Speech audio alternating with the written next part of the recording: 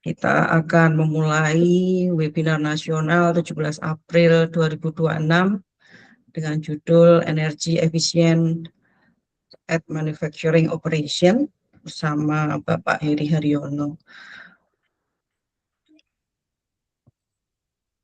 Sebentar, ini kenapa?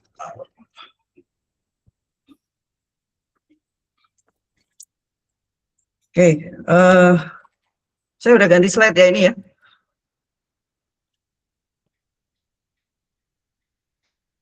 Tampil nggak?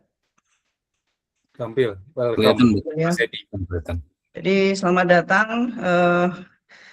Kita akan memperkenalkan, mungkin ada beberapa partisipan yang masih belum familiar dengan Mas Ebi. Jadi Mas Ebi ini adalah Masyarakat Sistem Energi Berkesinambungan Indonesia, sebuah gerakan kolaboratif yang menghubungkan berbagai pemangku kepentingan, baik dari profesional, akademisi, hingga praktisi industri, dengan tujuan besar membangun masa depan energi yang lebih besar, lebih bersih, terjangkau, dan berkelanjutan di Indonesia.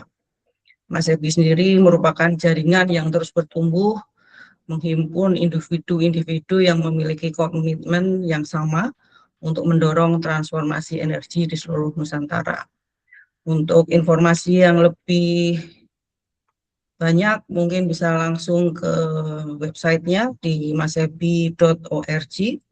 Kemudian kita berkantor pusat di Batam, tapi untuk sekretariatnya ada di Jakarta.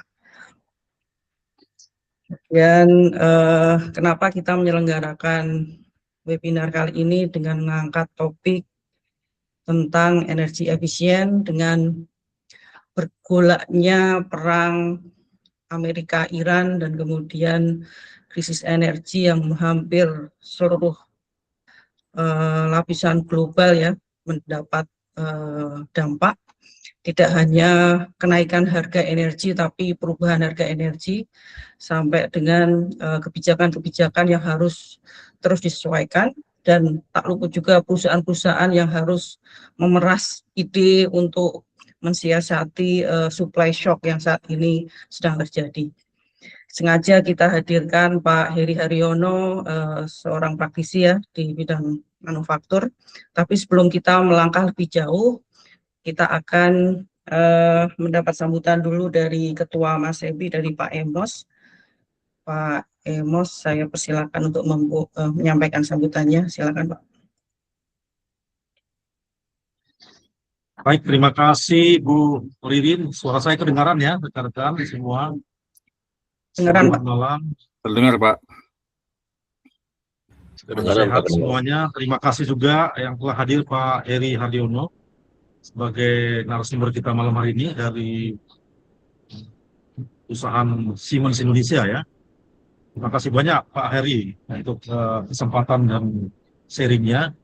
Baik, pada kesempatan ini saya mungkin secara singkat saja, tadi sudah dijelaskan oleh Bu Ririn ya latar belakang tentang organisasi kita, yaitu Masyarakat Sistem Energi Berkelanjutan Indonesia atau disingkat MASEBI. Ya, ini kita baru berdiri secara legal, legalitasnya itu sekitar awal Januari 2025 atau sekitar 1 tahun 3 bulanan ya.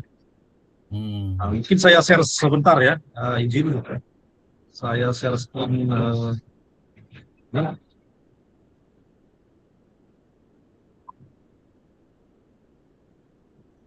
Saya izin waktunya.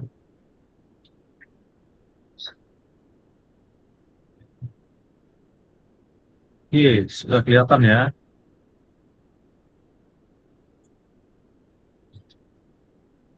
Oh, jadi ini organisasi MASEBI ya, Masyarakat Sistem Energi Berkelanjutan. Tadi sudah dijelaskan ya, kita ada berkantor di Jakarta dan juga di pusatnya di Batam ya, dan sekretariat di Jakarta, dan kita harapkan juga nanti akan berkembang ke berbagai daerah di Indonesia.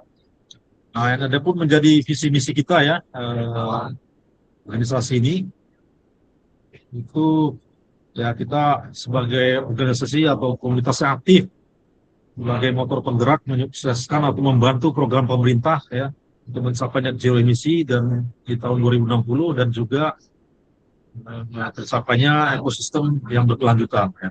Nah, misinya ya untuk mencapai visi tersebut kita masih aktif membangun sumber daya manusia dan sumber energi bersih yang ada di Indonesia ya dalam pengembangannya berdasarkan kemandirian, kesejahteraan dan berkeadilan ya. Kemudian menjadi partner pemerintah, masyarakat dan stakeholder terkait ya dalam pengembangan dan memberikan solusi tentang energi yang berkelanjutan.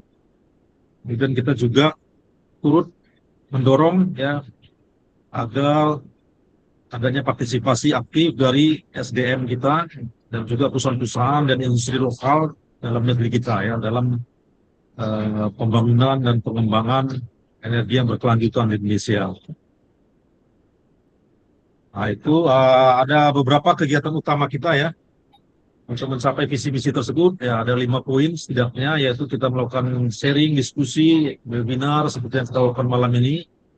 Dan juga rencana ada pameran-pameran, kemudian kita melakukan training ya, training sertifikasi, meningkatkan sumber daya tenaga kerja lokal kita. Dan kita juga berpartisipasi dalam melakukan kajian, penelitian, dan pengembangan, kemudian melakukan kolaborasi aktif dengan berbagai pihak ya, baik dalam pelatihan, alih teknologi, penelitian, dan bisnis ya.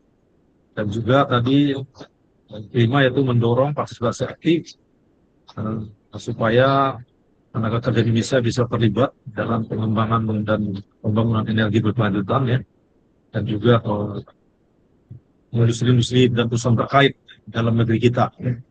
Nah, ini adalah 5 kegiatan utama ya dari organisasi kita. Dan ini susunan secara umum ya, susunan pengurus kita. Kami berharap rekan-rekan yang sudah mendaftar anggota bisa kami dorong untuk bisa juga terlibat dalam pengurusan ya. Ini adalah inti kita ya. Keduanya penasehat, pembina, dan sekretaris bendahara, dan juga bidang-bidang terkait ya. Ini adalah ketua-ketua bidang kita ya, yang ada beberapa bidang ya. Mungkin ada 5 atau 6 bidang yang terkait ya. Nah, itu mungkin ya. Jadi kami harapkan lewat webinar ini ya peran Mas Sibi semakin baik lagi ke depannya. Lewat webinar kita melakukan edukasi dan juga ke kolaborasi. Mungkin demikian ya sambutan saya secara singkat, Bu Lidin. Selanjutnya saya kembalikan ke moderator Bu Lidin. Terima kasih. Baik, makasih Pak Emos. Terima kasih sambutannya, singkat, padat, banyak muatan ya Pak. Jadi kalau boleh saya highlight tadi harapan dari Ketua MSIB untuk peran dari masyarakat ya, seluruh stakeholder untuk bisa lebih terlibat baik sebagai anggota MSIB maupun dalam program-program energi terbarukan. Selanjutnya kita ke acara inti. Sebelumnya saya akan perkenalkan dulu pembicara kita malam ini. Bentar ya.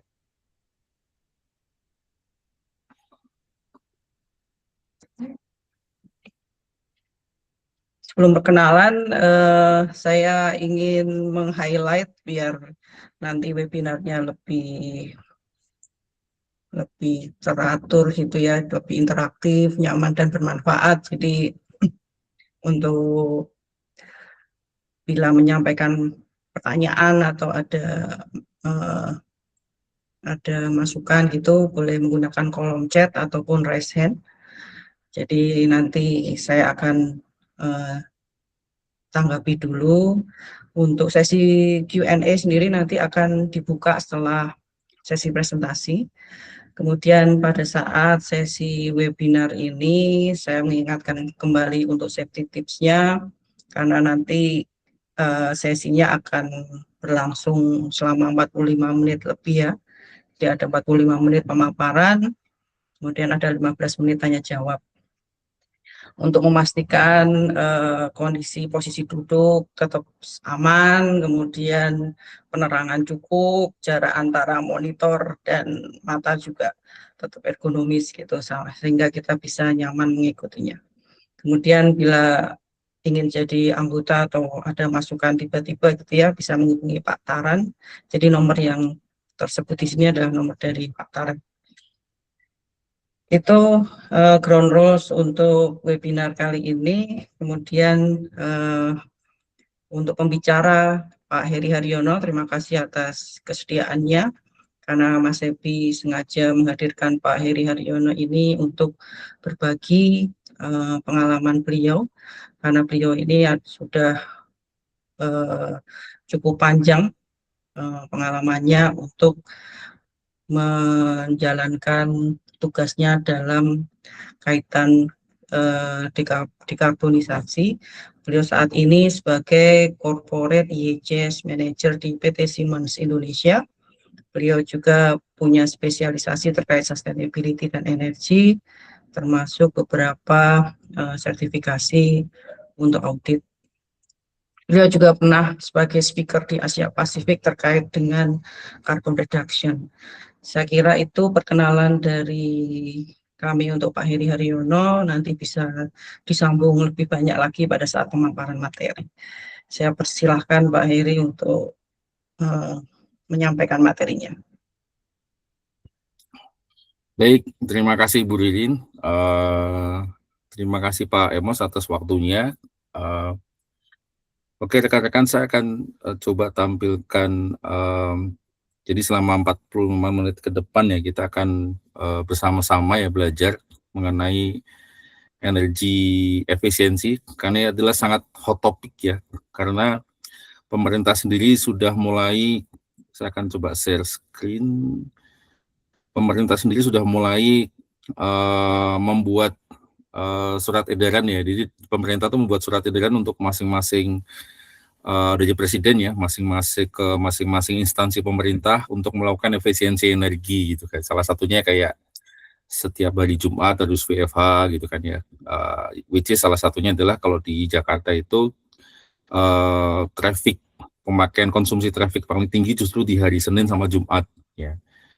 Jadi kalau di hari Jumat itu teman-teman yang yang rumahnya di luar kota Jakarta ya, di Bogor, di Depok gitu kan ya, itu pada hari Jumat itu justru pulang dia. Jadi dari tengah kota mereka ngekos itu kan, mengontrak gitu kan, dia mereka pulang ke Bogor, ke Bandung gitu. Ya, jadi memang sudah efisiensi energi ini menjadi suatu hal yang wajib.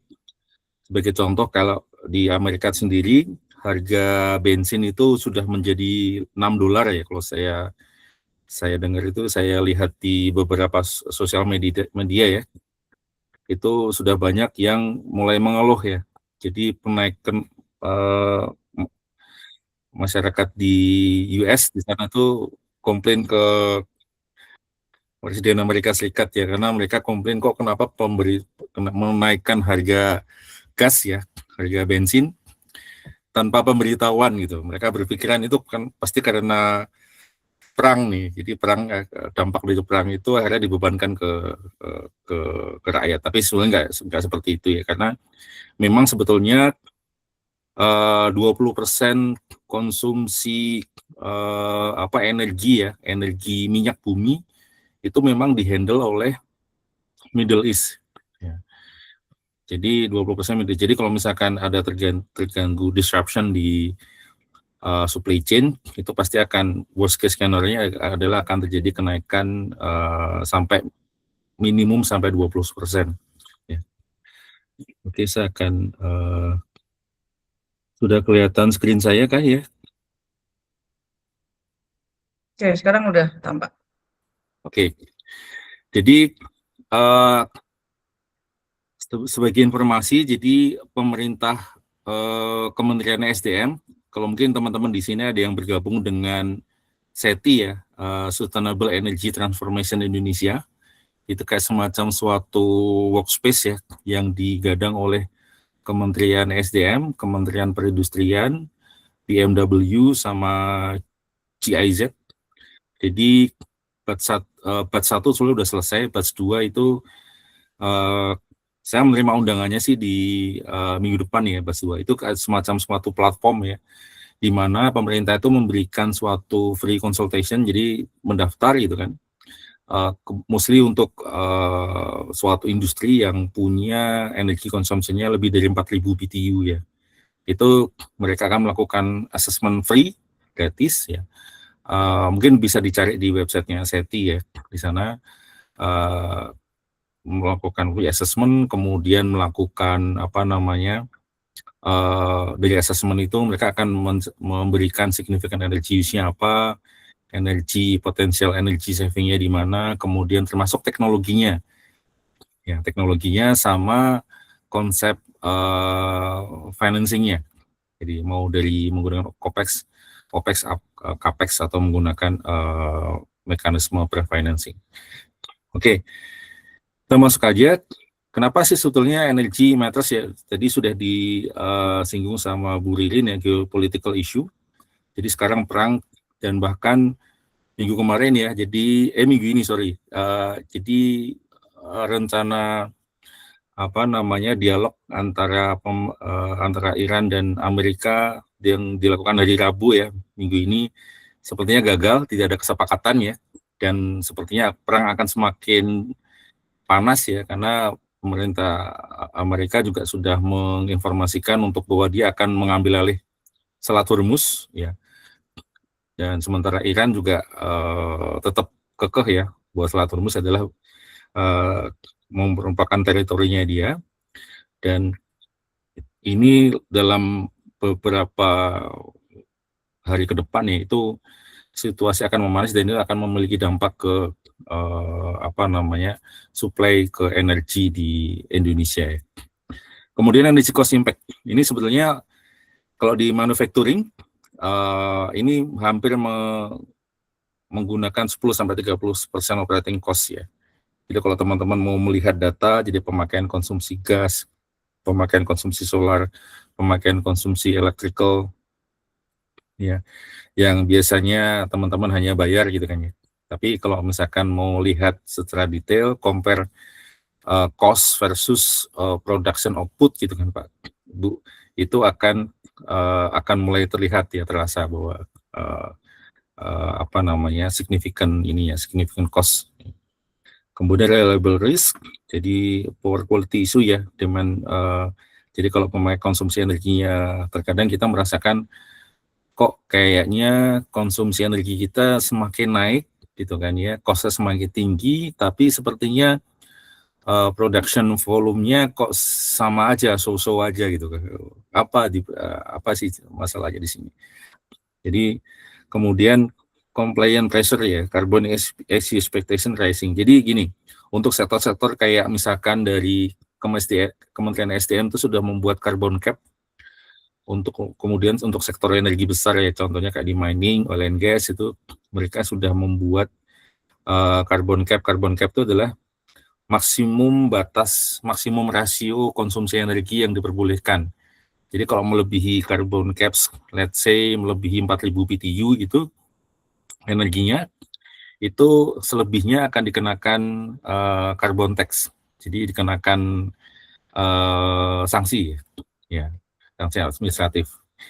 Bisa berupa carbon tax atau bisa berupa seperti membeli karbon dari luar. Jadi sekarang kan sudah ada carbon trading ya.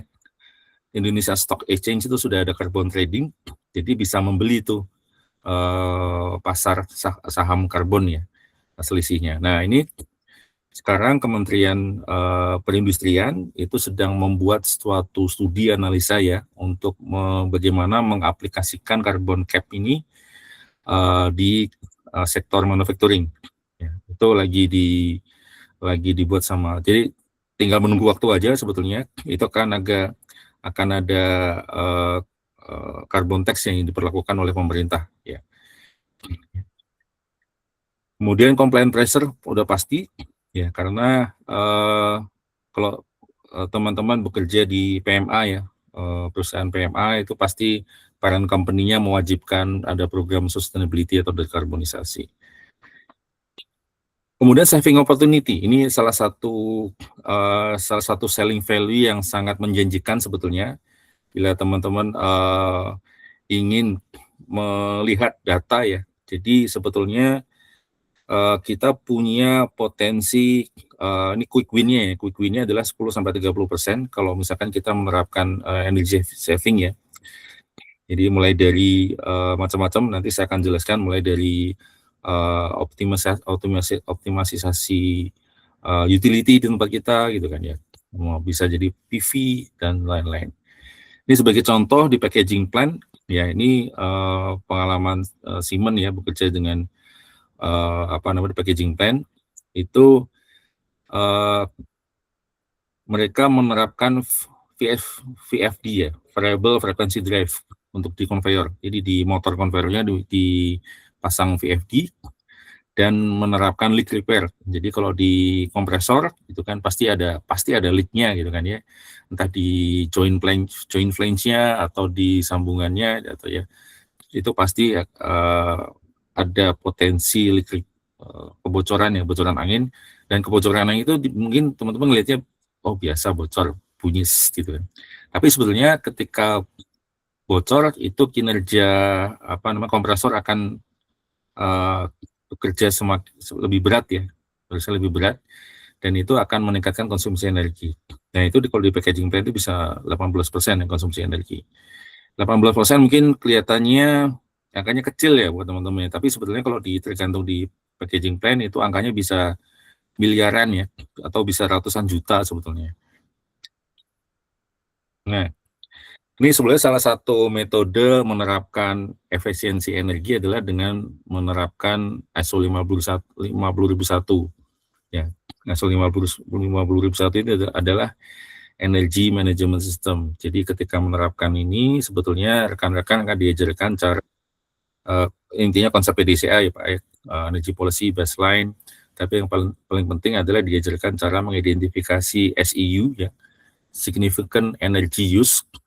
Jadi dari sekian banyak utility, mesin atau peralatan di dalam factory itu sebetulnya konsumsi energi top 10-nya, top 5-nya apa sih sebetulnya ya.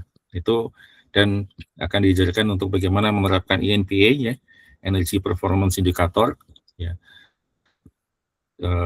Dan dari ENPA itu rekan-rekan bisa menerapkan konsep efisiensi energinya ya.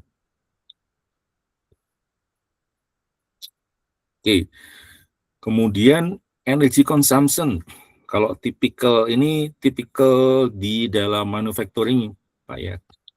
Jadi kebanyakan kalau dalam manufacturing itu pasti ada motor ya.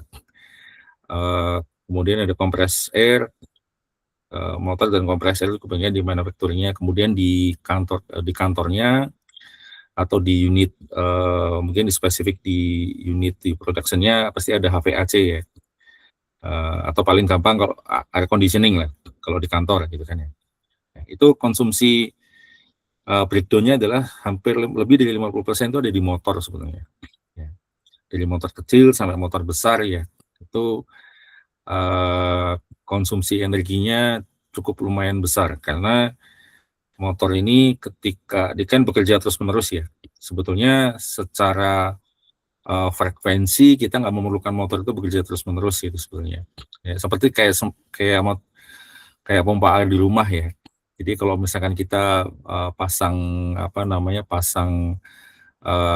sensor limit switch gitu kan ya ditaruh di atas misalkan ya, ini sambil contoh aja. Itu kalau misalkan sensornya udah pompanya udah tangkinya udah penuh, pompanya mati. Nah, kalau di factory mungkin aktivitas pumping itu nggak diperlukan secara terus-menerus ya. Tapi ketika kita install motor itu secara terus-menerus gitu kan, pasti yang jelas yang pertama efisiensi konsumsi energi besar. Kemudian yang kedua masa life cycle ya motor itu akan semakin rendah ya. Yang tadinya kita bisa gunakan selama 20 tahun, ternyata hanya bisa digunakan selama 10 tahun misalkan. Nah itu kemudian yang kedua compressed air. Seperti saya bilang tadi sebetulnya paling hal simpel adalah sebagai contoh di Pulau Mas itu kita mengganti, tadinya kita di Pulau Mas itu di Siemens adalah kita perusahaan assembly panel Pak Bu. Jadi kita kayak misalkan beberapa skru, mesin bor gitu kan ya, beberapa peralatan kecil-kecil, ya itu kita menggunakan kompres air. Ya. Kemudian kita melakukan studi sebenarnya. Ini studinya simpel sekali. Gimana kalau kita ganti peralatan yang menggunakan kompresor itu kita ganti dengan menggunakan baterai, ya. Atau kita ganti dengan menggunakan baterai type. Kemudian ternyata itu yang tadinya kita punya 3 kompresor, sekarang hanya kita fungsikan 1. Yang satu lagi adalah backup. Yang satu udah kita remove. Ternyata konsumsi energinya lumayan. Ya. Kemudian HVAC. Nah, HVAC ini juga itunya lumayan tinggi. Tapi kalau misalnya teman-teman yang bekerja di kantor gitu kan ya, pakai contoh paling mudah, kalau kita datang jam 9, pastikan OB ya, di kantor pasti udah menyalakan tuh jam 7. Terus kita pulang jam 5, itu kan OB masih datang, dinyalakan jam 6 atau jam 7 malam dia masih nyala gitu kan ya.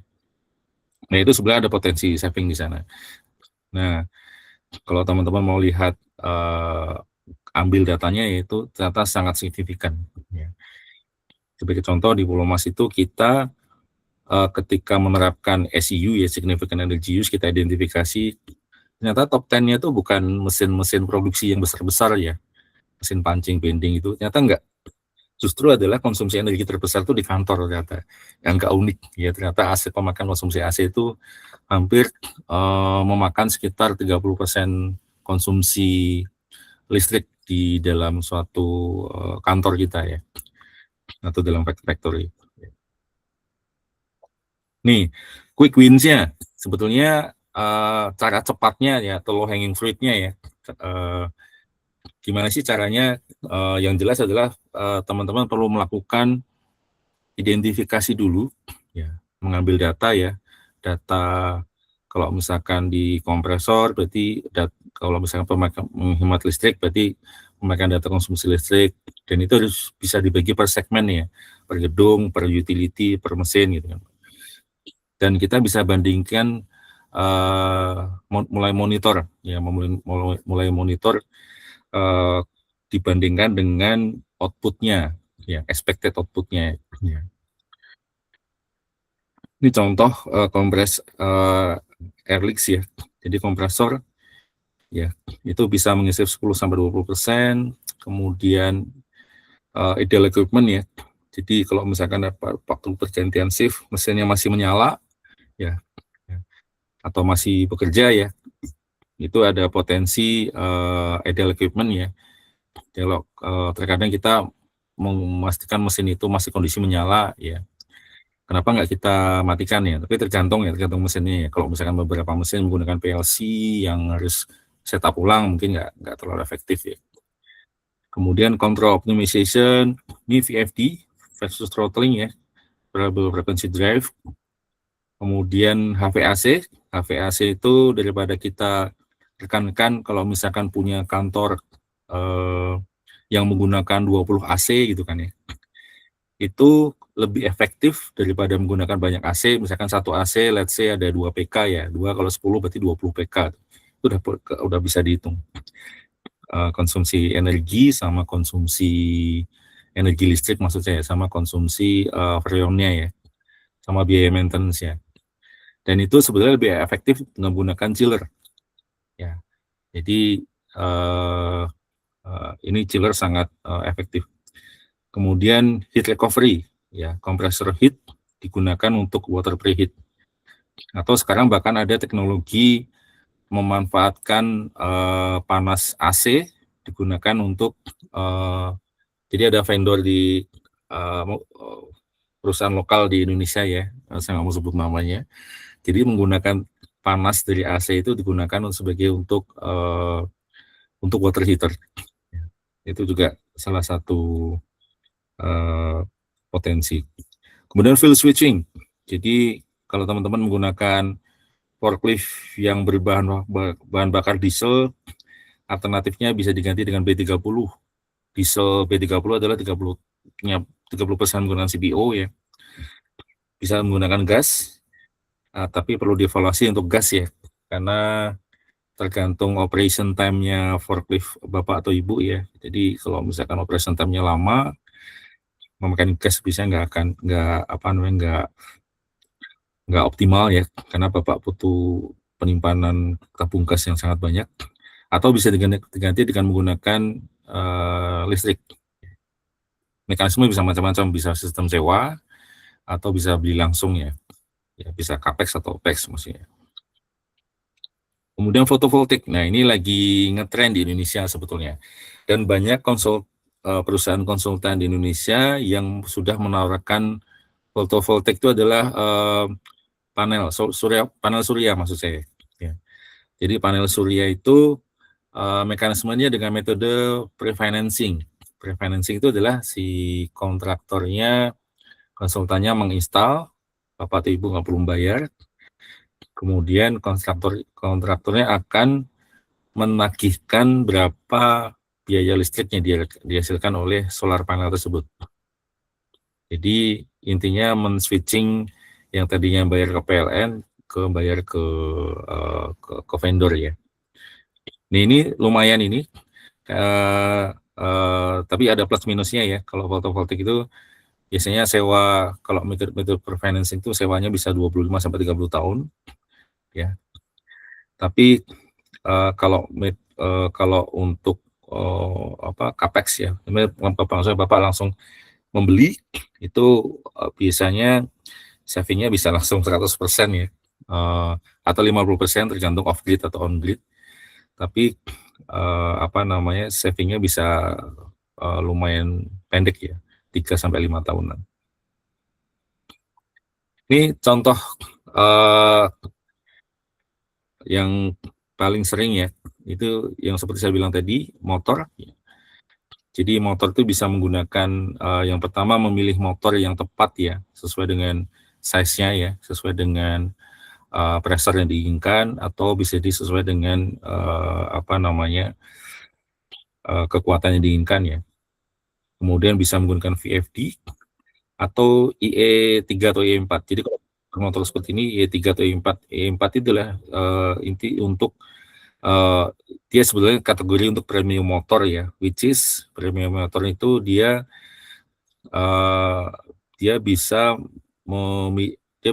menggunakan konsumsi energi lebih rendah ya, daripada motor-motor yang lain.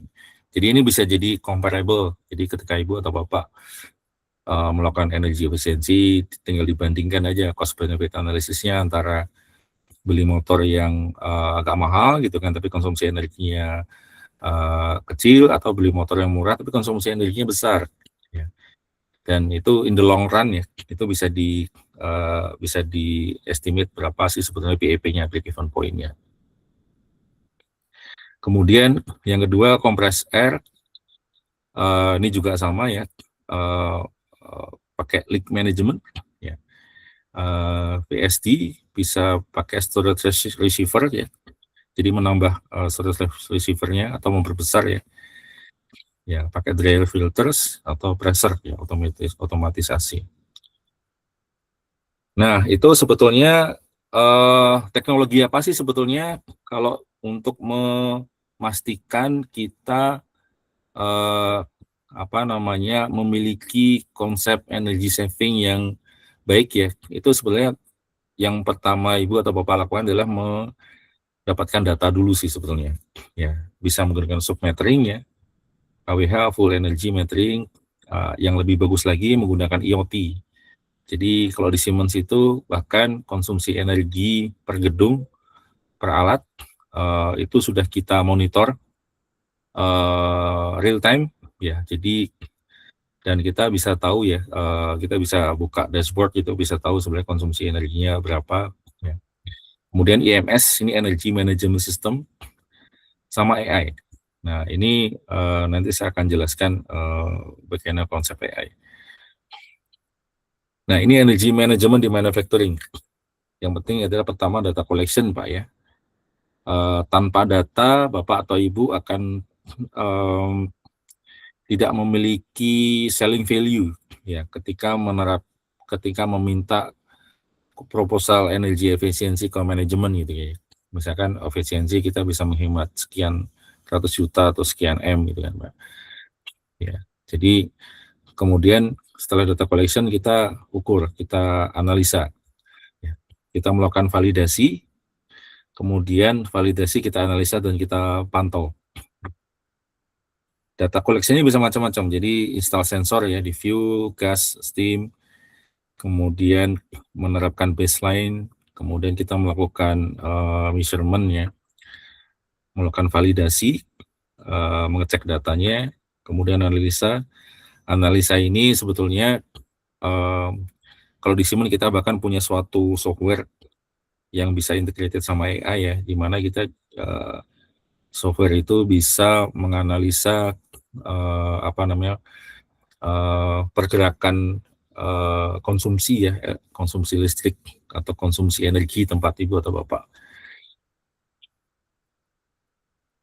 Ini saya kasih contoh, ada dua produk Siemens sebetulnya, namanya Electrification X sama Semantic Energy Management. Kalau di Electrification X, ini contohnya adalah ini dipakai untuk di utility atau switchgear, ya, atau di panel listrik kalau mungkin teman-teman nggak tahu, atau di grid ya. Jadi kita bisa pantau pemakaian konsumsi energi di grid ya atau di utility kita, termasuk juga potensi peaknya kapan, kemudian bahkan termasuk menganalisa energi baseline, energi performance indikator ya. Dan yang kedua adalah Simatic. Nah, Simatic ini lebih bagus ya, karena di Simatic ini sebetulnya dia sudah comply ke ISO 50001 dan dia bisa connect ke macam-macam ya, bisa connect ke sensor untuk di gas, di compressed air, di hot water ya, termasuk di listrik ya, dan dia bisa digunakan untuk di building. Jadi pemantauan konsumsi HVAC juga bisa untuk di building, dan dia memiliki, ini contoh overview-nya ya, Simatic Energy Manager, termasuk trennya ya, dan dia bisa memberikan analisa ke Bapak sebetulnya konsumsi energinya itu seperti apa, dan jejak carbon footprint-nya itu berapa carbon emission yang di-generate ya, dan juga bisa memberikan AI, ada AI yang bisa memberikan solusi sebetulnya bagaimana untuk mengimprove energi monitoring. Mungkin itu aja, Bu Rilin. Silakan kalau ada pertanyaan ya. Untuk lebih detailnya teman-teman bisa tanya ke saya. Ini adalah alamat email saya, ini ada nomor nomor handphone saya. Bila ada yang mau ditanyakan terkait sama topik-topik mengenai energi efisiensi di manufacturing operation, bisa kirim email ya. Tapi mohon maaf kalau misalkan kirim email, tolong chat saya ya setelah kirim email. Biasanya kadang-kadang kalau di chat itu, kalau di email tuh masuk ke junk email ya. Karena kalau misalkan di Siemens itu sangat ketat ini ya, cyber security-nya. Kadang kalau misalkan saya nggak pernah terima email gitu, ada email ke saya itu langsung masuk junk email ya. Terkadang. Oke, baik. Terima kasih Pak Heri, pemaparannya menarik sekali ya. Catatan saya panjang banget sampai jadi sepertinya daging semua ini.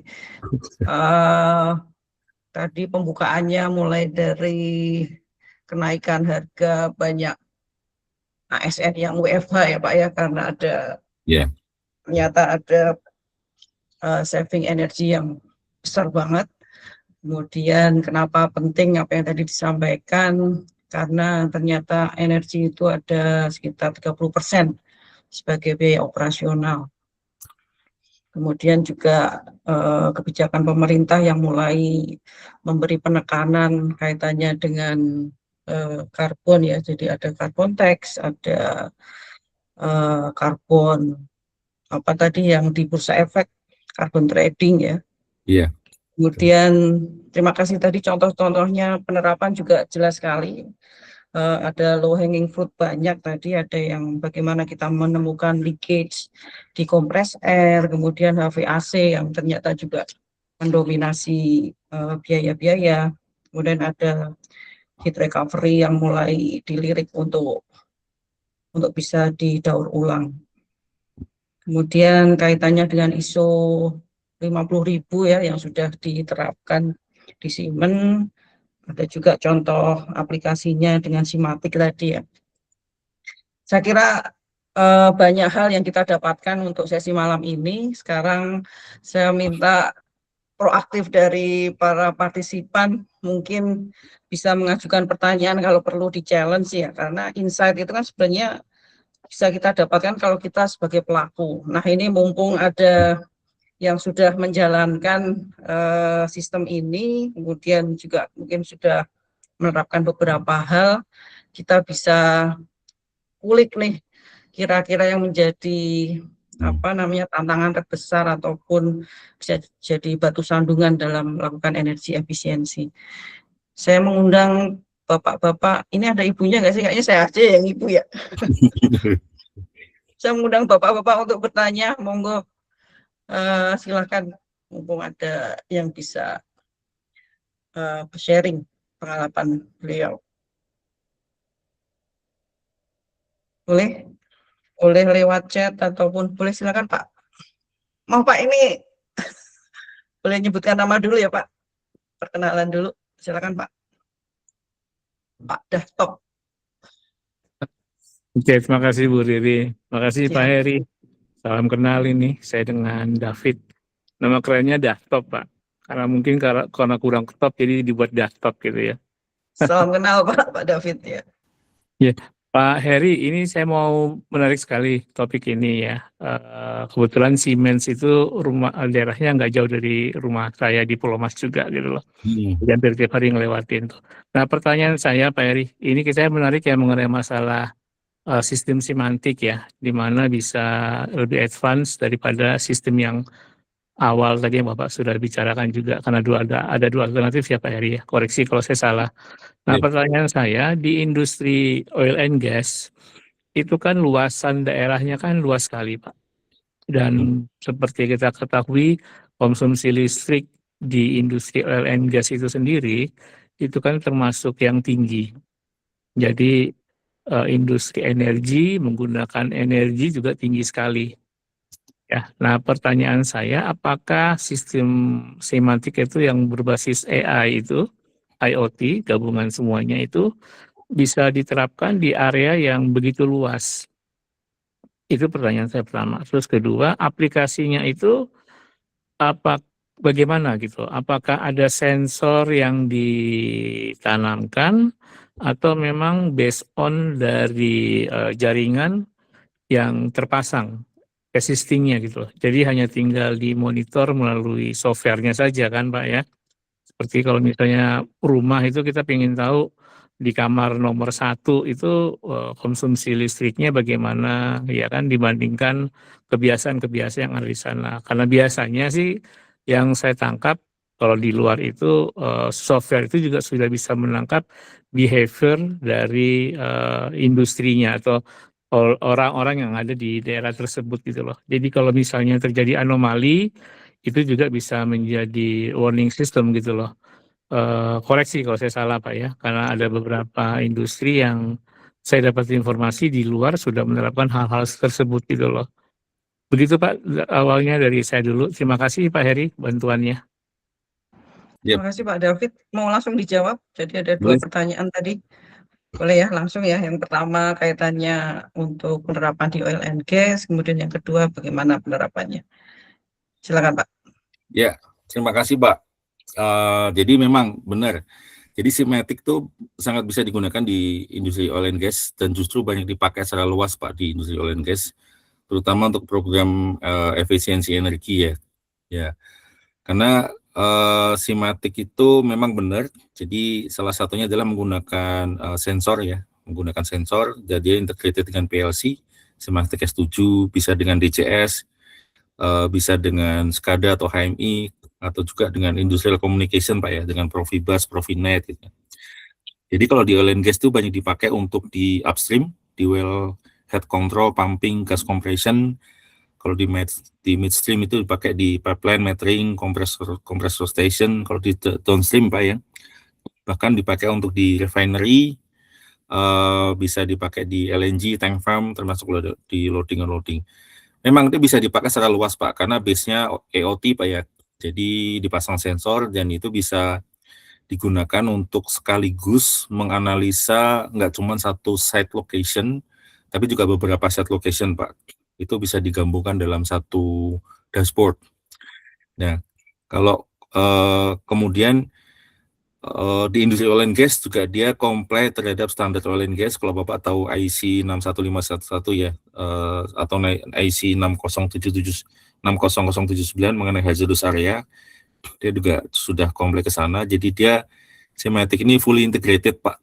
Jadi memang benar, jadi harus memasang beberapa sensor di beberapa power metering Pak ya. Jadi kalau misalkan di gas distribution system atau ada di electrical power metering, itu bisa dipasang sensor. Di Pulau Mas sendiri kita pasang Pak.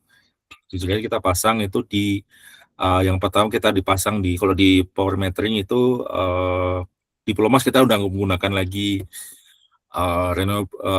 energi gas diesel itu udah kita hilangkan Pak. Jadi karena target dari global harus tahun 2025 harus hilang. Jadi sekarang ini kita pantau bahkan sampai ke konsumsi listrik Pak, itu di main distribution panel sama di distribution panel yang di masing-masing masing-masing gedung dan masing-masing alat, dan itu bisa dipantau dalam satu dashboard Pak. Ya. Dan kita kan juga ada di Pulau Mas dan ada juga di Cilegon Pak, dan itu bisa juga dipantau Pak, benar. Mungkin menjawab Pak atau perlu informasi lebih lanjut lagi? Ya, saya rasa cukup Pak Heri sementara ini. Nanti kalau ada nanti saya kontak secara pribadi. Terima kasih Pak Heri bantuannya. Boleh. Ya, terima kasih Pak. Baik, terima kasih Pak David dan jawabannya Pak Heri. Jadi bisa juga diaplikasikan di oil and gas. Saya mengundang lagi pertanyaan, silakan Bapak-bapak. Mumpung ada yang bisa ditanya. Boleh? Ya, saya Silakan Pak Pak Imam. Iman. Ya. Boleh, silakan Pak. Ini kalau saya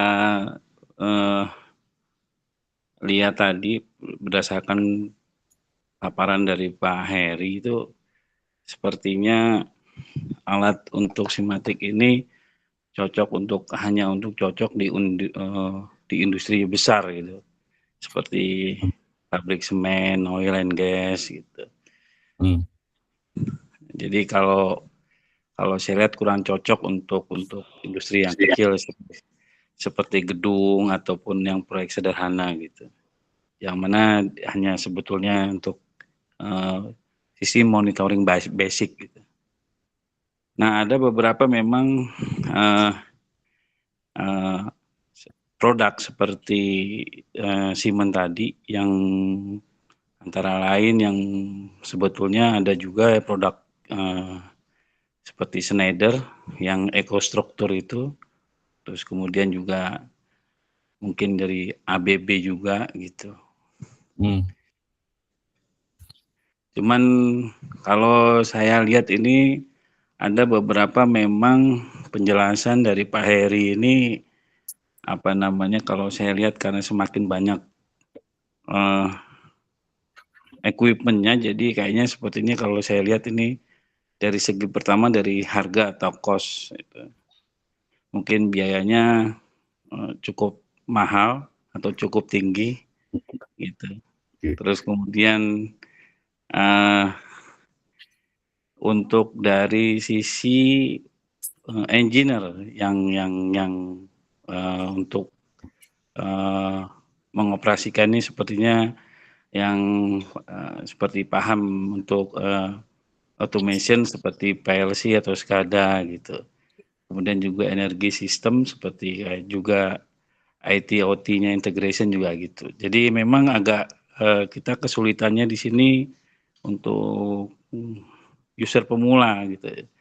Jadi kayak sistemnya terlalu kompleks gitu. Jadi memang apa namanya kurang, karena biasanya kita lebih optimal biasanya kita pakai dengan PLC Simatic, SCADA WinCC gitu. Ataupun dengan perangkat SIMEN lainnya gitu. Ada yang juga kalau pakai multi brand. Jadi kalau jadi kelemahannya tadi ya kayak seperti jadi integrasinya lebih agak ribet gitu. Soalnya kita perlu custom atau interface yang middleware gitu. Jadi artinya agak nanti ada semacam vendor locking gitu, Pak. Nah, apa namanya? Pertanyaan saya, Pak, dari alat Simatic yang dari produk SIMEN ini, untuk solusinya untuk kelemahan-kelemahan tadi seperti apa ya, Pak? Baik, Pak Iman, kayaknya ini pemerhati banget nih, ini praktisi banget nih ya. Jadi tadi mempertanyakan Simantik ini jangan-jangan untuk industri besar saja, untuk yang proyek sederhana apakah bisa atau enggak? Karena memang di sini sisi monitoringnya skupnya besar. Kemudian equipment-nya sepertinya juga high cost ya. Terus yang terakhir tadi pengoperasiannya juga butuh skill yang mumpuni ya, yang sudah biasa dengan PLC, dengan SCADA gitu. Jadi pertanyaannya gimana Pak ini kalau ini sebagai kelemahan, silakan Pak Heri, dijawab Pak Heri. Iya. Oke, terima kasih atas pertanyaannya Pak. Jadi di SIMEN itu sebetulnya punya banyak software IMS Pak, Energy Management System ya. Jadi yang saya sampaikan ini sebetulnya hanya 2. Tapi untuk di building kita punya namanya BMS Pro Pak, Building Management System Pro. Saat ini kita udah terapkan di BAT Pak sebetulnya. Ini saya sebut nama customer ya, semoga nggak apa-apa ya di BAT. Jadi di BAT itu sudah menerapkan di buildingnya dia atau bahkan di operasinya dia sudah menerapkan energy management system dan BAT, dan memang dia lebih user friendly ya Pak ya. Memang kalau kelemahannya kalau di Simatic itu adalah kalau soal harga relatif Pak ya.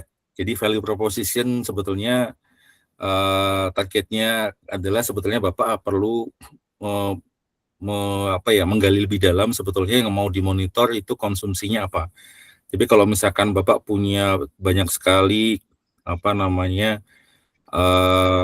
titik-titik poin ya, data yang perlu diintegrasikan, datanya banyak sekali, itu memang menggunakan Electrification Edge atau Simatic itu sangat efisien Pak. Ya, jadi kalau di perusahaan kecil bisa Bapak bisa menggunakan BMS Pro. Dan juga untuk Simatic itu dia perlu pasang sensor Pak, benar. Jadi dia nggak bisa berdiri sendiri Pak ya.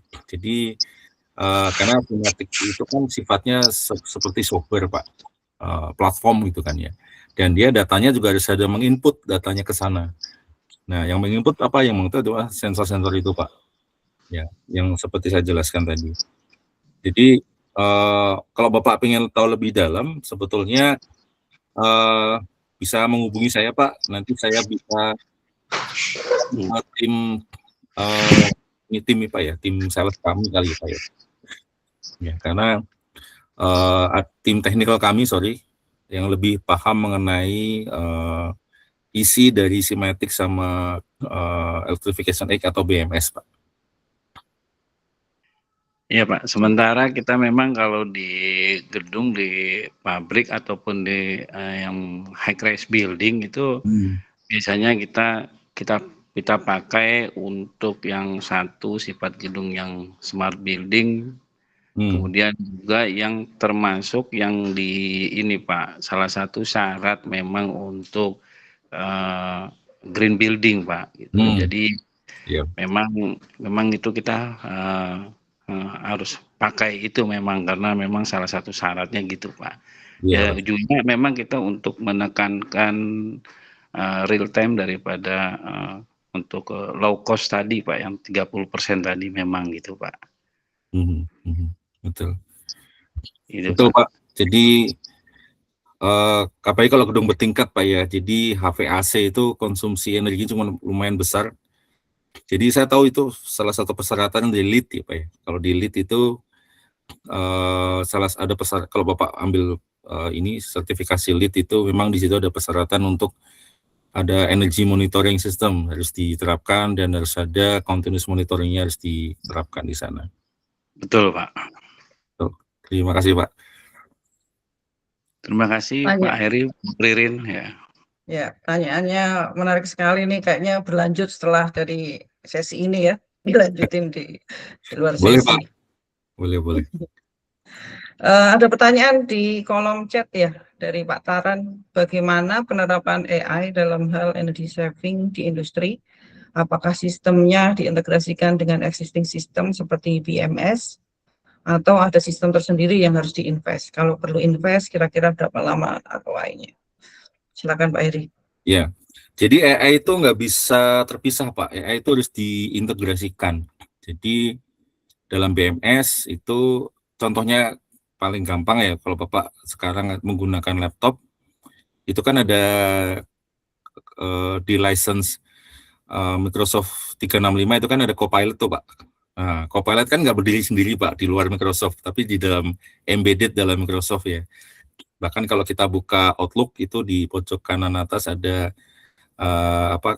link untuk ke Microsoft 365. Jadi kalau kita mengetik email gitu sudah ketahuan ya. Bahkan kita membuka presentasi itu AI-nya langsung memberikan masukan input draft presentasi yang bagus itu seperti apa. Jadi memang Pak itu embedded dalam BMS Pak, dalam EMS Pak, Energy Management System.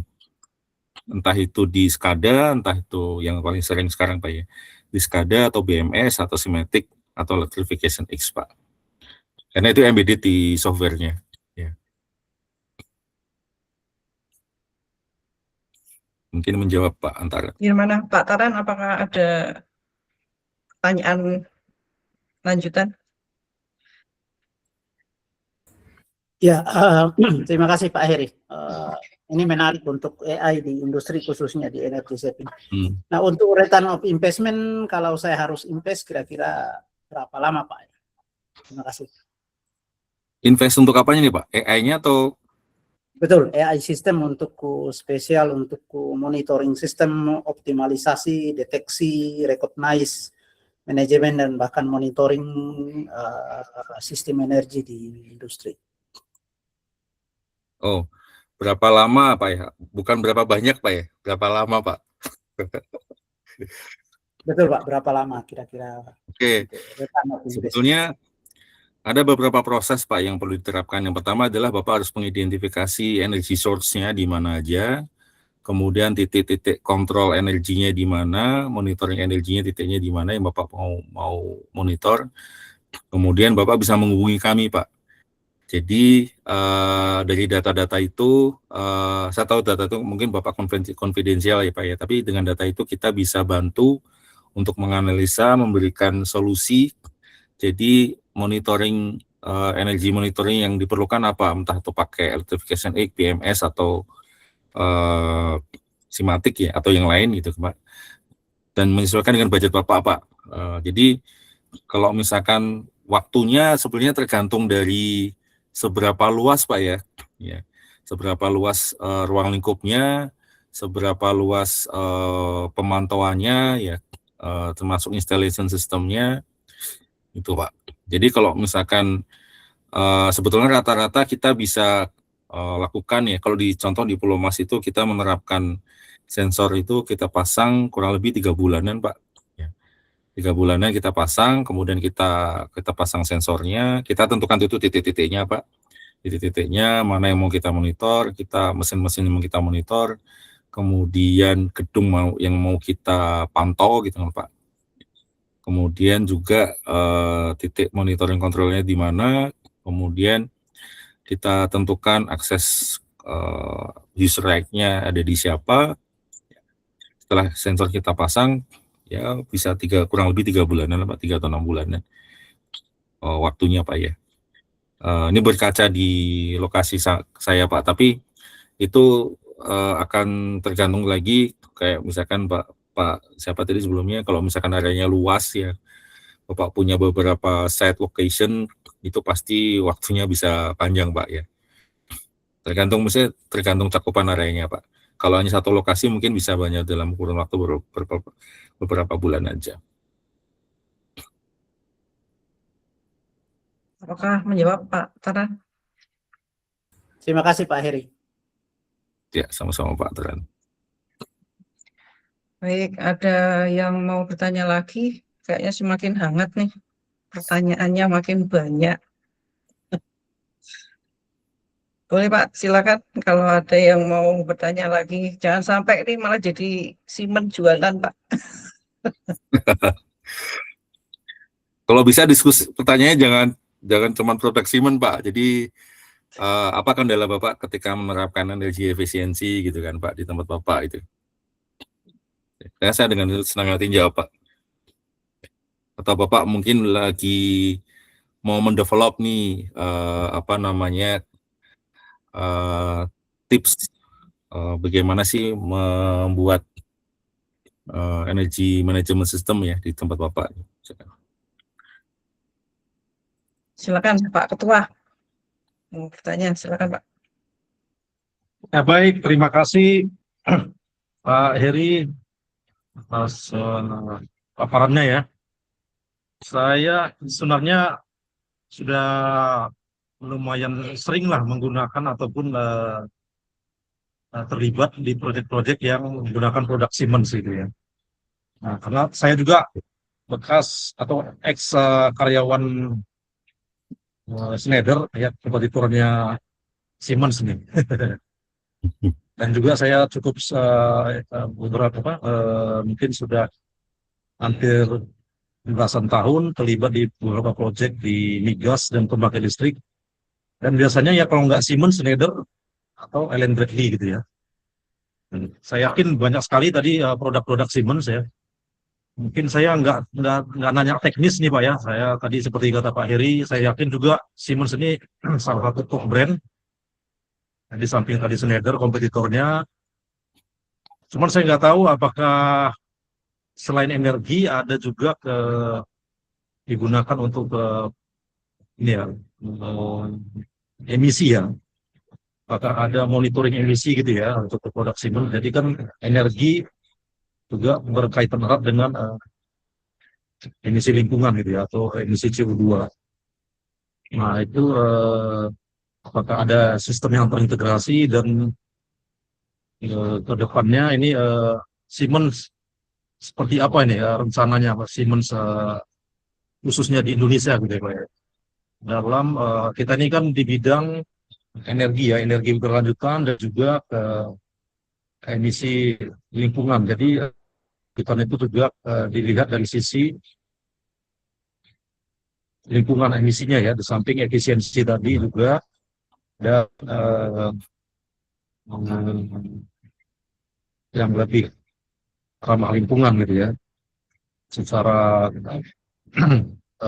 teknis maupun secara ekonomis dan sosial ya. Dan saya mau ingin tahu planning ke depan Siemens ke depannya seperti apa dalam terlibat dalam mendorong energi berkelanjutan di Indonesia yang kita tahu akan mencapai net zero emisi di tahun 2060.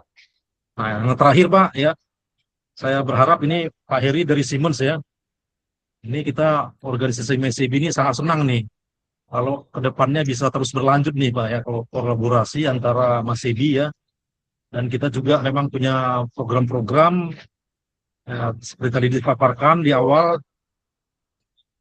berkolaborasi ya dengan semua stakeholder, perusahaan, SDM kita dan pemerintah ya. Nah ini mudah-mudahan nih Pak Heri bisa menjembatani kita ini Mas Sebi ke Siemens ya, kolaborasi ke depannya, baik itu kita siap untuk mendukung melakukan pelatihan-pelatihan ya terkait produk-produk Siemens misalnya, atau kita melakukan kajian-kajian penelitian dan berbagai macam proyek gitu ya. Dan mungkin bisa juga kita nih nanti berkunjung nih ke Siemens ini, Pak Heri. Mungkin gitu dari Silakan Pak. saya, Pak Heri. Terima kasih. Langsung dipinang nih Pak Heri nih. Silakan Pak Pinang. dijawab Pak. Oke, terima kasih Pak Emos. Jadi memang benar Pak. Jadi saya sendiri, saya kan di Siemens sebagai Head of EHS sama Sustainability Pak. Jadi memang salah satu target saya adalah dari company Pak. Jadi dan ini mungkin sejalan dengan tujuan utama mulia dari Mas Ebi Pak ya. Jadi salah satu target dari Siemens adalah memberikan, atau European company Pak, mungkin nggak cuma Siemens ya. Jadi memberikan edukasi mengenai sustainability Pak, sebetulnya target Siemens. Sustainability konsepnya banyak Pak ya, termasuk decarbonization, energy efficiency, resource efficiency, waste to landfill dan lain-lain. Ya, jadi ini sebetulnya adalah webinar yang kedua sama Bu Ririn. Kalau bulan lalu itulah kita kerjasama dengan KMU ya, dengan Bu Ririn, dengan BSC ya, Bintang Supply Chain. Kita juga sama Pak, topiknya adalah, tapi topiknya waktu itu adalah sustainability dalam lingkup secara global Pak ya. Jadi silahkan Pak, monggo Pak. Jadi kalau misalkan ada Bapak perlu berkunjung ke Siemens, monggo silahkan Pak, dengan senang hati Pak. Dan juga ingin kalau misalkan ada suatu ingin mengundang saya lagi Pak, entah dalam forum online ataupun offline, monggo Pak silahkan. Jadi dan juga buat teman-teman yang lain, free of charge ini, nggak dikenakan biaya, karena kembali lagi adalah komitmen Siemens adalah ingin mengedukasi Pak ya. Intinya ingin membantu pemerintah sih Pak sebetulnya. Kan pemerintah kan sudah punya program ISF Pak ya, International Sustainability Forum. Itu forum sustainability dalam skala internasional bisa sejak 2023 nggak salah. Dan itu kita udah 3 tahun ya, 2023, 2024 sampai 2025 itu menjadi tuan rumah, dan sepertinya kayaknya di Indonesia kan punya NDC. NDC itu kayak janji ya, National Determining Contributor. Jadi berapa penurunan karbon emisi yang dijanjikan untuk diturunkan ya ke UNSDG ataupun janji yang sudah ditandatangani oleh Presiden sebelumnya di Paris Climate Change. Ya. Kemudian untuk Siemens sendiri Pak, memang Siemens memposisikan diri bukan hanya sebagai vendor teknologi ya, tapi sebagai enabler transisi energi global ya. Dengan pendekatannya pasti elektrifikasi, otomatisasi, dan digitalisasi. Fokusnya adalah menurunkan emisi Pak. Jadi kita bahkan punya target unik Pak. Targetnya adalah customer avoided emission namanya Pak. Jadi gimana caranya customer itu menurunkan emisinya. Ya, jadi selain menurunkan emisi juga pasti meningkatkan efisiensi energi, mempercepat adopsi energi bersih baik di sisi pelanggan ataupun dari customer Pak ya, ataupun dari operasi internal Siemens. Dari sisi dekarbonisasi dan efisiensi energi juga Siemens membantu organisasi mengurangi konsumsi energi dan emisi CO2 Pak. Contohnya melalui otomatisasi, advanced control, energy monitoring ya, seperti saya bilang tadi, digital twin, AI, dan juga kita punya smart building, smart grid ya, dan lain-lain Pak. Kalau untuk emisi ada Pak sebetulnya. Jadi sebetulnya tinggal bagaimana menerapkan sensor. Jadi kalau untuk di emisi itu ada 2 sensor saran saya. Itu pertama sensor di feeding energinya, misalkan kalau Bapak punya oven yang menggunakan oven painting, let's say ya, saya ambil contoh aja oven painting yang menggunakan diesel fuel gitu kan Pak. Jadi sensor bisa dipasang di feeding diesel fuel-nya, kemudian sensor dipasang satu lagi di emisi Pak, emission stack-nya atau cerobong emisinya. Jadi nanti bisa di-compare tuh Pak antara berapa emisi karbon berapa solar yang dibakar dengan emisinya berapa. Itu bisa di-compare. Itu kan ada di PP 22 2021 Pak ya. Itu kan ada persyaratan di sana itu untuk mengenai emisi. Dan di sana kita bisa analisa ya dengan menggunakan software Siemens ya. Jadi bisa dianalisa dan bisa memberikan transparansi sih Pak, seberapa efektif sih sebetulnya pembakaran untuk di burnernya di painting. Ini sambil salah satu contoh di painting. Itu sih Pak. Jadi monggo Pak, saya dengan senang hati dimanfaatkan Pak. Ya silakan undang saya Pak. Jadi karena ini termasuk salah satu tugas mulianya Siemens Pak ya. Jadi ingin mengedukasi, tidak hanya, maksudnya kita nggak jualan Pak ya, jualan salah satu sisi, tapi juga kita ingin mengedukasi masyarakat sih Pak. Dan sebetulnya kalau lihat di di Siemens itu, kalau lihat di websitenya Siemens Pak ya, atau di LinkedIn-nya Siemens Pak, www.siemens.com, atau di LinkedIn-nya Siemens Indonesia, di sana juga banyak sekali kita membuat suatu publikasi mengenai sustainability Pak. Jadi yang intinya adalah kita nggak jualan produk, tapi adalah kita mengedukasi masyarakat mengenai sustainability atau energi efisiensi. Gitu Pak. Moga-moga menjawab Pak Emos. Ya, baik ya. Terima kasih Pak Heri. Berarti yang tadi terkait emisi tadi ada semacam produk CMS gitu Pak ya? Ada juga ada, ya, Pak. CMS karbon Carbon emission monitoring ya Pak. Ya, carbon emission monitoring CMS ya. Ya. Ada ya berarti ya. Oke Pak. Iya Pak. Jadi terima kasih kalau responnya tadi Pak Heri ya. Mudah-mudahan kita bisa lanjut terus nanti Mas Ebi bisa kolaborasi dengan ini karena banyak rekan atau anggota kita Pak ya di berbagai proyek ataupun perusahaan itu saya yakin pakai juga produk Siemens ya. Dan kita bisa terus mendorong nanti kan gitu ya rekan-rekan. Baik Pak. Oke. Mungkin gitu saja dari saya Pak Heri. Terima kasih banyak atas jawabannya. Baik, terima kasih Pak Emos. Pak Erwin, open mic, apakah mau mengajukan pertanyaan? Pak Erwin Kasim. Silakan Pak kalau ada pertanyaan Pak. Kita masih ada waktu 5 menit. Kalau tidak ada, terima kasih Pak Heri. Sebelum saya tutup, bisa diberikan closing statement ya, closing remark ya, untuk sesi ini. Silakan Pak. Oke, baik. Intinya closing remark-nya secara umum Pak ya, energi efisiensi itu bukan sekedar penghematan biaya, tapi sebetulnya investasi cerdas ya untuk keberlanjutan bisnis dan lingkungan. Setiap energi atau kilowatt yang kita hemat hari ini adalah langkah nyata menuju masa depan yang lebih berkelanjutan. Dan energi efisiensi itu sebetulnya adalah suatu peluang strategis untuk menurunkan biaya operasional ya, meningkatkan keandalan aset ya, dan sekaligus memperkuat komitmen terhadap ESG ya. Dan keputusan tepat kita hari ini bisa menciptakan nilai jangka panjang bagi perusahaan. Itu aja Bu. Baik, terima kasih sekali closing remark-nya powerful banget ya.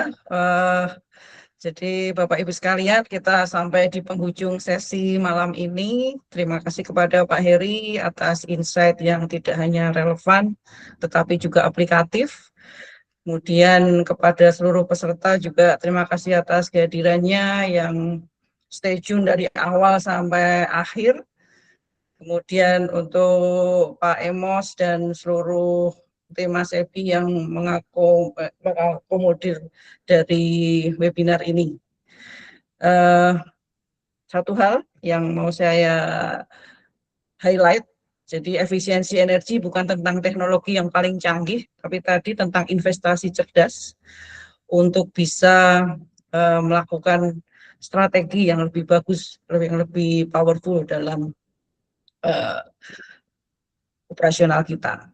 Dari langkah kecil menuju dampak yang besar, Mas Ebi percaya juga tadi Pak Heri bisa bergabung ke Mas Ebi lebih banyak lagi, kolaborasi dengan Mas Ebi antara Siemens dan Mas Ebi bisa menambah semangat kita untuk berkiprah lebih banyak.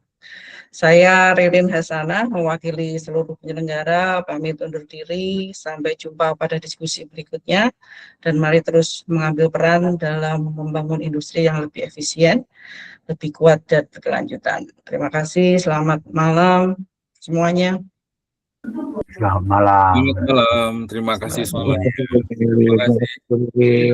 Terima kasih. Terima kasih Pak Heri, Bu Ririn. Maaf, nggak biasa jadi moderator, boleh foto bareng sebelum kita close? Pak Erik boleh di screenshot nggak?